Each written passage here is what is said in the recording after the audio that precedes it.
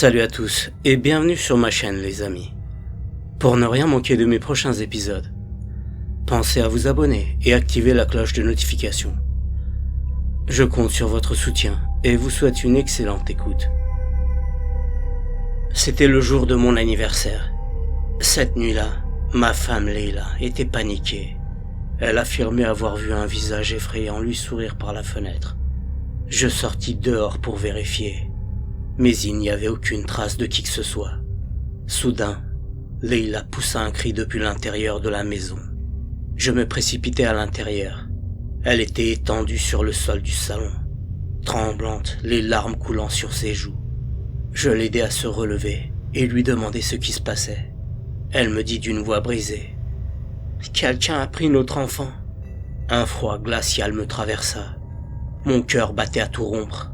Je regardais autour de moi, mais le salon était vide. L'enfant n'était plus là. Je demandai à Leila de me décrire ce qu'elle avait vu. Elle balbutia: « Je ne sais pas. Je n'ai pas vu si c'était un homme ou une femme. Elle était habillée en noir, et c'est arrivé si vite. En me retournant, il l'a arrachée de mes bras. » Je me précipitai vers la porte, incapable de croire ce que j'entendais. La porte était ouverte. Dehors, il n'y avait personne. Le silence pesant du village semblait avaler tout bruit. Et alors que je scrutais la lisière de la forêt au loin, un frisson me parcourut. Ce n'était plus le village que je regardais, mais l'obscurité inquiétante de la forêt. Leila et moi on courut jusqu'à la maison d'oncle Mustapha. Je frappai à la porte de toutes mes forces. Oncle Mustapha nous ouvrit rapidement la porte et nous fit entrer en fermant aussitôt derrière nous. Il nous invita à nous asseoir dans le salon. Je lui expliquai rapidement ce qui venait de se passer, que notre enfant avait été enlevé. Il me répondit calmement: « Je te l'avais dit dès le début ce qui se passait ici. Pourquoi tu as amené ta femme et ton enfant ici ?» Je lui répondis que j'avais pensé que ce qu'il m'avait raconté n'était qu'une légende ou des histoires, et qu'il m'avait dit que cela ne se produisait qu'une seule fois par an. Il me regarda et confirma: « Je t'ai dit ça, oui, mais aujourd'hui, c'est ce jour de l'année. » La peur me tenaillait. Je réfléchissais à ce que je devais faire. Je demandai alors à oncle Mustapha: « Qu'est-ce que je dois faire maintenant ?» Il répondit simplement: « Il n'y a rien à faire. » Je me levai brusquement, énervé. « Comment ça, rien à faire ? Je ne peux pas abandonner mon enfant. » Yassine me calma d'un geste. « Calme-toi, mon frère. On ne voulait pas que ça se passe comme ça. On t'avait prévenu. Il ne fallait pas que tu amènes ta femme et ton enfant ici. » Je répliquai: « Ce ne sont que des histoires. Celui qui a enlevé notre enfant va nous le rendre. Sinon ça va mal se passer pour lui. » Sous le coup de l'émotion, Leila s'évanouit. Je tentai de rester calme. Je la secouai doucement par les épaules et l'appelai par son prénom, avant de lui faire boire un verre d'eau. Lorsqu'elle reprit conscience, elle fondit en larmes. Je me tournai alors vers oncle Mustapha. « Dis-moi où je dois chercher notre enfant. Il faut que tu me guides. » Il baissa la tête. « Je ne peux pas te répondre. Ça pourrait entraîner des problèmes que tu ne pourras pas surmonter. Il y a beaucoup d'autres villageois dont les enfants étaient enlevés. Ils étaient tous aussi tristes et impuissants que toi. Nous les villageois, nous n'arrivons pas à mettre fin à cette malédiction. Ça fait des années que ça dure. » Je lui demandai: « Alors pourquoi vous ne quittez pas ce village? Pourquoi vous ne vous protégez pas vous-même et vos enfants ?» Oncle Mustapha baissa encore la tête. « On n'arrive pas à quitter le village. Même quand on sort, on se retrouve quelques jours plus tard ici, comme si on n'avait jamais quitté.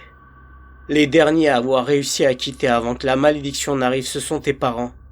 Après leur départ, les choses ont commencé à se manifester. Tes parents étaient chanceux. Nous, on n'a pas eu cette chance. » Je n'avais plus de mots. Je suppliai oncle Mustapha de me dire ce que je devais faire et de me guider. « Écoute, » me dit-il, « je ne devrais pas te dire ça, mais ton enfant a été amené dans la forêt. » Yassine ajouta: « On ne peut pas entrer dans la forêt à cause de la malédiction. » Je me redressai immédiatement. « D'accord, je vais y aller. » Leila demanda alors si elle pouvait venir aussi. Je lui pris les mains et lui dis « Il faut que tu restes ici. Yacine va me montrer le chemin. Je reviendrai. Oncle Mustapha veillera sur toi. » Yacine et moi, on sortit et prit le chemin vers la forêt. On arriva à la lisière et Yacine s'arrêta, me disant « Je peux plus continuer à partir d'ici. » Je le regardai et lui répondis « D'accord, c'est pas un problème. Attends-moi ici. » Je pris une grande inspiration, puis je m'enfonçai dans la forêt, priant au fond de moi. Je ne savais pas où chercher. J'avançais sans but précis, mais je ne renonçais pas. Au bout d'un moment, je retins ma respiration. La forêt était plongée dans un silence total. Aucun bruit, comme si elle-même retenait sa respiration. Puis, j'entendis des bruits de pas derrière moi. Je me retournai, et je vis quelqu'un courir à travers les buissons, s'éloignant. Je courus derrière lui, hurlant « Rends-moi mon enfant !» Mais j'entendais ses pas, parfois derrière moi, parfois devant, parfois à côté de moi. Je l'avais perdu de vue, et je ne savais plus où aller. Essoufflé, je m'arrêtai, me penchai en avant, mes mains sur mes genoux, tentant de reprendre mon souffle. Je me redressai, me forçant à crier « Tu ne m'échapperas pas, je vais t'attraper, et tu me rendras mon enfant. Je n'abandonnerai pas. » Juste au moment où je parlais, des rires effroyables se mêlèrent à des bruits de pas qui résonnaient partout autour de moi. Je regardais autour, mais je ne voyais plus la silhouette en noir. À la place, des ombres filaient rapidement à côté de moi. Puis, j'entendis des pleurs d'un bébé venant des profondeurs de la forêt. J'avais eu un élan de soulagement. Pensant que c'était mon enfant, je me précipitai vers les pleurs, mais en vain. Chaque pas semblait m'éloigner de plus en plus des bruits. Je m'arrêtais, complètement désorienté. J'avais soif. Je m'effondrais sur mes genoux, suppliant le Tout-Puissant pour que je retrouve mon enfant.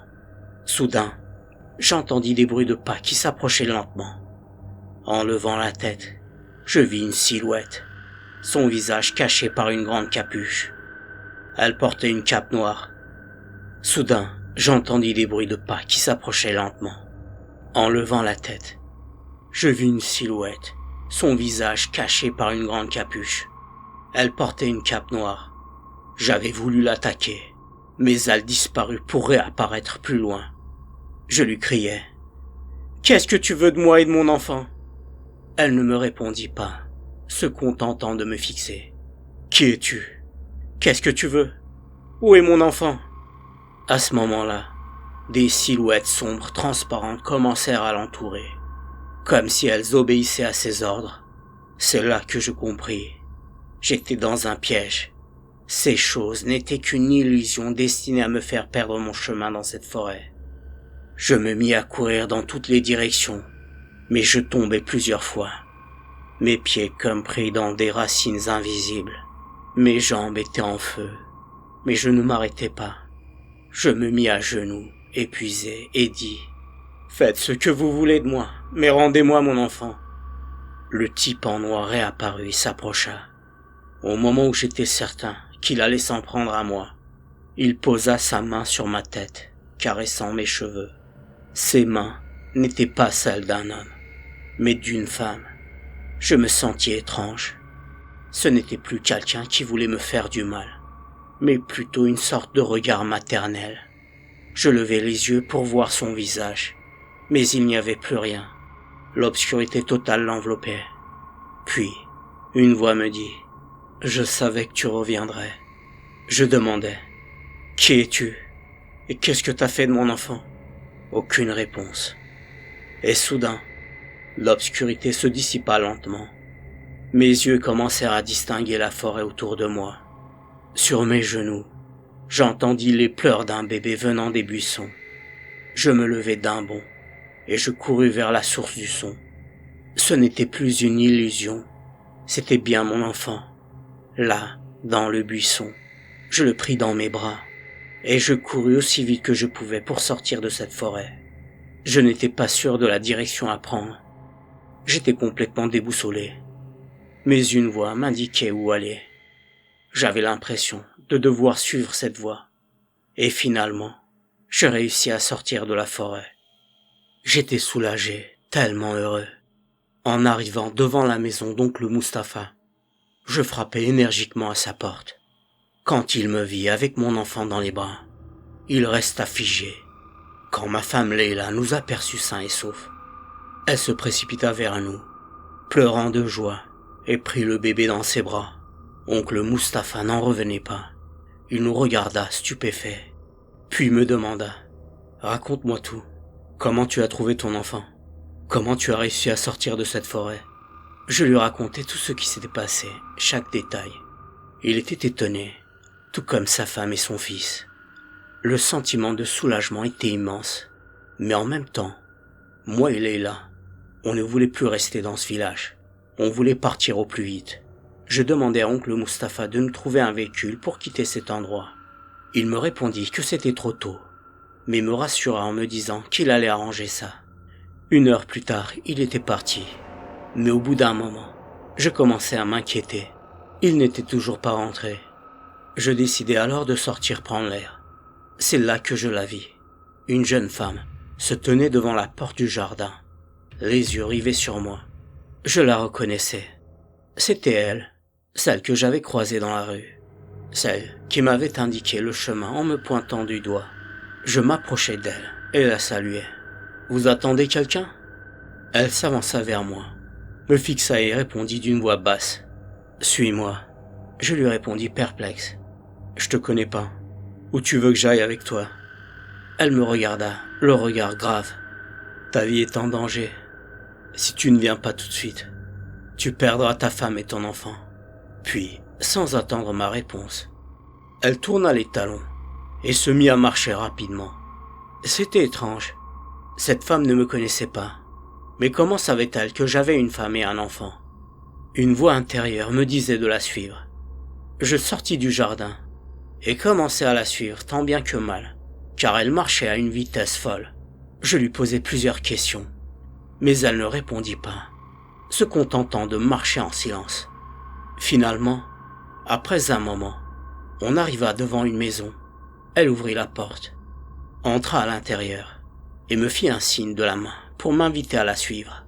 Elle referma la porte derrière moi et me dit « Va là-bas ». Je n'étais pas sûr de ce qui m'attendait, mais je n'avais pas d'autre choix que de suivre. J'entrai dans la chambre. Là, une vieille dame était assise sur un fauteuil, son regard perçant braqué sur moi. Je lui demandai inquiet « Qui êtes-vous? Pourquoi vous m'avez fait venir ici ?» Elle me regarda intensément, puis répondit « Assis-toi, mon fils. Je vais te poser quelques questions, mais il va falloir que tu sois honnête. N'oublie pas, ta vie est en danger. » Je me laissai guider et m'assis, l'esprit empli de questions. Elle me demanda « Qui sont tes parents ?» Je lui répondis en donnant leurs prénoms. Puis elle me demanda ce que j'avais vécu depuis mon arrivée au village et ce qui s'était passé dans la forêt. Je lui demandai surpris « Comment vous savez que j'ai été dans la forêt ?» Elle me répondit calmement « Je sais tout. Je vais te raconter ce que je sais. Ce que je vais te dire pourrait bouleverser ta vie. Mais tu as le droit de savoir. » Puis elle commença son récit. Il y a des années, j'étais la sage-femme du village. Et une nuit, une vieille dame frappa à ma porte, me demandant de l'aide pour sa belle-fille, qui était sur le point d'accoucher. Je partis rapidement. Quand j'arrivai à la maison, la jeune femme était dans un état pitoyable. Ses douleurs étaient bien plus intenses que celles qu'on rencontre normalement lors d'un accouchement. D'après ce qu'elle disait, sa grossesse avait été difficile. Finalement, l'enfant naquit en bonne santé, et la mère allait bien. Mais dès la naissance du bébé, la dame âgée l'enveloppa dans un tissu et le garda dans ses bras. La mère du nouveau-né lui demanda plusieurs fois de lui rendre son enfant, mais la dame âgée lui répondit « Je sais que cet enfant n'est pas celui de mon fils. Il n'a pas sa place ici. » Puis, elle s'enfuit de la maison en courant. La jeune femme criait, pleurant de désespoir. Moi, j'étais figé. Je ne comprenais pas ce qui venait se passer. J'essayai de calmer la jeune femme, en lui disant que tout allait s'arranger, que sa belle-mère ne ferait pas de mal à l'enfant. Mais elle me confia Tu sais, mon mari est parti il y a 8 mois. Quand j'ai appris que j'étais enceinte, ma belle-mère m'a dit que l'enfant n'était pas de mon mari. Elle me menaçait souvent. Elle disait qu'elle allait mettre fin à ma vie. Elle m'a mise plusieurs fois à la porte. Et à chaque fois, je n'avais nulle part où aller. Je travaillais dur. J'apportais de l'argent à la maison, malgré ma grossesse. Quand elle voyait l'argent, elle ne disait rien. Mais quand il n'en restait plus, elle continuait à me maltraiter. Maintenant, elle a enlevé mon bébé. Je ne sais pas où il est. Si elle a fait quelque chose au bébé, je ne pourrai plus vivre. Je la calmai un peu, puis sortis de la maison. À l'extérieur, j'entendis la belle-mère revenir. Peu de temps après, elle arriva les mains vides. Je lui demandai pourquoi elle avait agi ainsi, et où était l'enfant. Au début, elle refusa de me répondre, mais après avoir insisté, elle céda. Je vais te dire où il est, mais n'en parle à personne. Si tu en parles, ça ne se passera pas bien pour toi, me menaça-t-elle avant de commencer à raconter. Une femme du village a mis au monde un bébé mort. Cette famille avait tout tenté pour avoir un enfant, mais en vain. J'ai donné le bébé à la femme et à son mari. Je leur ai dit de quitter immédiatement le village. De toute façon, la mère ne pourra pas s'occuper du bébé. Ceux qui ne portent pas le sang de ma famille n'ont pas le droit de rester ici. Puis la vieille dame s'éloigna de moi. Quelques jours plus tard, des ragots sur la jeune femme commencèrent à circuler. On disait d'elle qu'elle était sur un mauvais chemin, qu'elle séduisait les hommes du village. Les jeunes femmes jalouses l'avaient rejetée, et elle se sentit tellement humiliée qu'elle ne sortit plus jamais de chez elle. Sa belle-mère, elle, continuait à raconter des mensonges plus effrayants encore. La pauvre femme se sentit acculée et comme elle avait plus de famille et qu'elle ne savait pas où aller, un soir, elle frappa à ma porte. Elle était à bout de souffle. Elle me suppliait de l'aider. Elle me jura que tout ce qui avait été dit sur elle était faux, et elle partit. 3 jours plus tard, on a retrouvé son corps à la lisière de la forêt. Je ne sais pas si sa mort était naturelle ou un meurtre. Depuis, des bruits étranges, des cris et des pleurs de bébé se faisaient entendre près de la forêt. Les villageois disaient que la forêt était maudite, et ils l'interdirent. Certains accusaient la belle-mère, d'autres la jeune femme, mais la vérité restait floue. Un jour, je passais près de la maison de la vieille dame. J'entendis sa voix, mais je ne vis personne. Je me rendis compte qu'elle était assise dans son jardin et m'appelait. Ses yeux étaient noirs, et elle ne me voyait pas. Elle me suppliait de l'aider. Je lui répondis que personne ne l'aiderait, à cause de ses mensonges sur sa belle-fille. Elle avoua qu'elle savait que c'était de sa faute, qu'elle n'aurait jamais dû faire ce qu'elle avait fait. Elle me confia alors que, lorsqu'elle apprit que son fils allait se marier, elle fit tout pour l'en empêcher. Une fois mariée, elle chercha à séparer le couple, et son fils finit par partir en ville. Elle accusa sa belle-fille de mentir en disant qu'elle était enceinte de son fils. Elles se disputèrent, et elle lui fit jeter un sort qui poussa la jeune femme à mettre fin à sa vie. Depuis, la vieille dame était hantée par des cauchemars, des ombres et des entités qui lui ordonnaient de se rendre à la forêt. Elle craqua en larmes. Je la laissai là, sans aucun mot, et quittai son jardin. Quelques jours après, sa maison brûla. Son corps calciné fut retrouvé dans les décombres. Depuis ce jour, chaque année, un enfant disparaît dans le village sans laisser aucune trace. Elle me dit, tous ceux qui entrent dans cette forêt n'en sortent jamais. Puis elle ajouta, tu sais, ce que je viens de te raconter, c'est ce qui t'est arrivé. Je lui demandai, l'enfant enlevé à sa mère, c'était moi, n'est-ce pas? Elle acquiesça. Ma gorge se serra. Tout s'effondra dans mon esprit. J'étais comme figé. Je me levai, mais mes jambes tremblaient. La jeune femme me donna un verre d'eau. Je le pris la main tremblante et demandai « Pourquoi tu m'as tout raconté ?» Elle répondit « Les villageois vont vouloir savoir comment tu as retrouvé ton enfant. Ils cherchent tous à retrouver leurs enfants perdus, même des années après. Tu dois être très prudent. » Je quittai la maison. sans savoir quoi faire, le cœur battant, de retour devant la maison. Ma femme m'ouvrit la porte et me dit « Je me suis inquiété pour toi. Où t'étais ? J'ai eu peur qu'il te soit arrivé quelque chose. » Je lui répondis « Entre à l'intérieur. Je vais tout te raconter. Je me sens pas bien. » On alla dans la cuisine. Après avoir vérifié qu'on était seul, je lui racontai tout ce que j'avais appris. Ma femme était choquée, en larmes. Quand je finis de parler, elle me dit « Il faut qu'on parte tout de suite d'ici. Les villageois pourraient nous faire du mal. » Je lui demandai « Pourquoi ils feraient ça ?» Elle me répondit « Regarde-moi, tous les enfants enlevés, tous les événements étranges que les villageois ont vécus. Tout ça est de la faute de ta grand-mère et de ta mère. Les villageois, sous l'effet de la douleur, pourraient vouloir se venger. » Ma femme avait raison. Juste avant qu'on ne sorte de la cuisine, on se retrouva nez à nez avec la femme d'oncle Mustapha. Elle me regardait, les yeux remplis de haine, et me dit « Je savais qu'il y avait en vous quelque chose d'étrange. » Je lui demandai « S'il te plaît, ne dis rien à personne. Je n'ai rien fait de mal. J'étais qu'un bébé quand ces événements sont passés. » Mais elle se tourna et quitta la cuisine, la maison en courant. Leila me dit alors « Il faut fuir tout de suite. » On prit notre enfant et on se rendit à la maison de mon père. On rassembla nos affaires. Et au moment où on s'apprêtait à partir, des hommes s'approchèrent de nous avec des fourches, des pelles et des bâtons en main. Tout montrait qu'ils voulaient me faire payer pour ce qui s'était passé il y a plusieurs années. Avant qu'ils arrivent, on sortit immédiatement.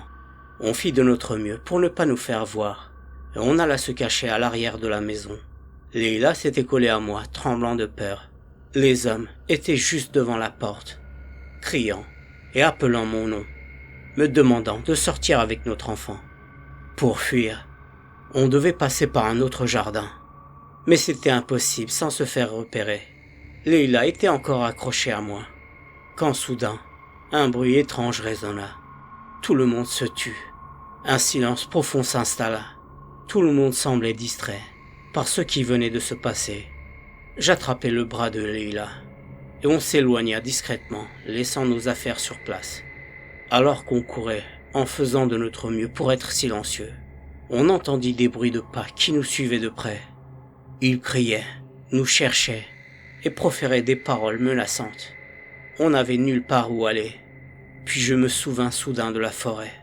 C'était le seul endroit où les villageois n'allaient jamais. J'avais mon enfant dans les bras. Je dis à Leila de poser sa main sur mon épaule et de ne jamais l'enlever dans la forêt. On entra, on fit quelques pas, mais on commença à entendre des bruits étranges venant de partout. Leila était fatiguée. Elle s'adossa contre le tronc d'un arbre. Elle s'était fait du mal à la cheville et me dit qu'elle ne pouvait plus avancer. Alors que je m'efforçais à l'aider à continuer, on entendit des voix des villageois tout près de nous. Derrière l'arbre où Leila s'était adossée, il y avait des buissons. On s'y faufila et s'accroupit. Les hommes étaient juste là, armés de bâtons. On les voyait, mais eux ne nous voyaient pas. L'un d'eux dit « Ils n'ont pas pu aller très loin. Ils ne pourront pas sortir de cette forêt. Il faut qu'on enterre ce type avec son enfant ici. C'est le seul moyen de retrouver nos enfants perdus. » Ces hommes avaient complètement perdu la tête. Puis, soudain, la forêt s'assombrit. Les villageois paniquèrent. Ils regardaient autour d'eux. Des voix effrayantes se faisaient entendre. Même s'ils essayaient de fuir, ils n'y arrivaient pas. C'était comme si une force invisible leur coupait leur chemin. Ils tentaient de se protéger, mais en vain. C'était trop tard pour eux. Une force invisible les entraînait dans les profondeurs de la forêt. Ils disparurent, ne laissant derrière eux que leurs cris de souffrance, puis un silence complet. On se leva et sortit des buissons, mais on ne savait pas où aller. J'étais complètement déboussolé, et on était tous les deux épuisés. Puis, j'entendis une voix. Elle m'appelait. C'était la voix de la femme qui m'avait déjà appelé dans la forêt. Au début, je ne compris pas à qui appartenait cette voix, mais au fond de moi, quelque chose me disait que même si ce n'était pas celle de ma mère, c'était une copie de sa voix, et que je devais la suivre. La peur s'était évaporée en moi. On réussit finalement à sortir de la forêt, par un endroit qui donnait sur une route principale. Une voiture s'arrêta. On monta à l'intérieur et demanda au conducteur de nous déposer près de chez nous. Aujourd'hui, ce que j'ai vécu a laissé en moi une trace ineffaçable. J'ai mis longtemps à m'en remettre. Je n'arrive pas à en vouloir à mes parents de m'avoir pris avec eux. Je comprends leur besoin d'amour envers un enfant. Mais moi, en rentrant dans cette forêt, j'étais prêt à perdre la vie pour sauver mon enfant. Et je n'arrive pas à penser à tout ce à quoi ils étaient prêts à faire pour avoir un enfant. De toute façon, même si je leur en voulais, c'était trop tard. Ce qui était fait était fait. Je racontais à mon oncle ce qui s'était passé. Lorsqu'il apprit ce que je lui disais, il se figea littéralement. Il me jura que c'était la première fois qu'il entendait ce qu'il venait d'entendre. Quant à moi, je ne sais rien à propos de ce village. Que s'est-il passé après moi? Qu'est-ce qu'ont vécu les autres villageois? D'autres enfants ont-ils continué à être enlevés? La seule chose que je sais, c'est qu'il faut tenir ma famille et ceux que j'aime loin du mal de ces hommes. Et voilà, c'est la fin de l'histoire les amis. Merci de l'avoir écoutée, j'espère qu'elle vous a plu. N'oubliez pas de vous abonner à ma chaîne et d'activer la cloche de notification pour ne rien manquer de mes prochains épisodes. Et si cette vidéo vous a touché, vous pouvez la liker pour me soutenir et partager vos impressions en commentaire. Vous pouvez aussi utiliser la fonction booster la vidéo pour faire grandir la chaîne. Prenez soin de vous les amis, et à la prochaine.